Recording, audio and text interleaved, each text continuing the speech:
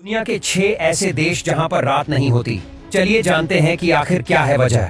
Number 5, Norway विश्व के सबसे खूबसूरत देशों में से एक है, जिसे मध्य रात्रि का देश भी कहा जाता है, क्योंकि यह देश अंटार्कटिका सर्किल के अंतर्गत आने के कारण यहाँ दिन और रात सामान्य से थोड़ा विपरीत होता है। यहाँ पर मई से लेकर जुलाई तक यानी कि तकरीबन 90 दिनों तक रात नहीं होती। यहाँ का मौसम 90 दिनों तक शाम की तरह रहता है। मीन्स पूरा अंधेरा भी नहीं होता है और पूरा उजाला भी नहीं होता।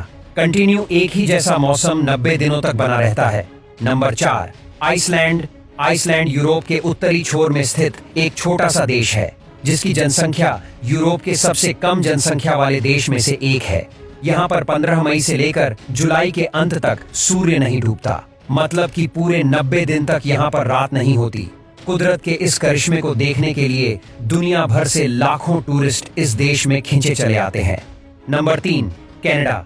दुनिया के सबसे बड़े देशों में से एक है। इस देश का ज्यादातर हिस्सा हमेशा बर्फ से ढका हुआ रहता है। इस देश में भी दिन और रात का विचित्र चक्र देखने को मिलता है, लेकिन कनाडा के कुछ हिस्से जैसे कि उत्तर पश्चिमी इलाकों में गर्मी के दिनों में 51 दिनों तक सूर्य नहीं डूबता। यहाँ लगातार दिन का उजाला बना रहता है।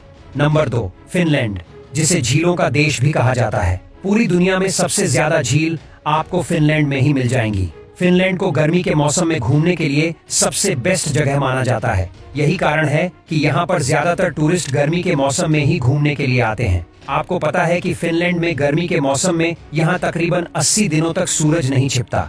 फिनलैंड में रात के समय में भी सूर्य की किरणें पड़ती रहती हैं। Number 1, Alaska. अलास्का अमेरिका का सबसे बड़ा राज्य है, लेकिन ये हमेशा से अमेरिका का राज्य नहीं हुआ करता था। यह तो एक्चुअली रशिया का हिस्सा था, जो अमेरिका ने सन 1867 में रशिया से खरीद लिया। अलास्का को ग्लेशियरों का राज्य भी कहा जाता है। यहाँ के ज्यादातर हिस्से में बर्फ ही बर्फ है। यहाँ पर 15 मई से लेकर 15 जुलाई के दौरान सूर्य पूर्ण रूप से नहीं डूबता, यानी कि यहाँ पर कुछ समय के लिए रात तो होती है, लेकिन अंधेरा नहीं होता। यहाँ तकरीबन रात के 12:30 बजे सूर्य अस्त होता है और ठीक 50 मिनट के बाद यहाँ सूर्योदय हो जाता है। हमारे पृथ्वी का स्ट्रक्चर कुछ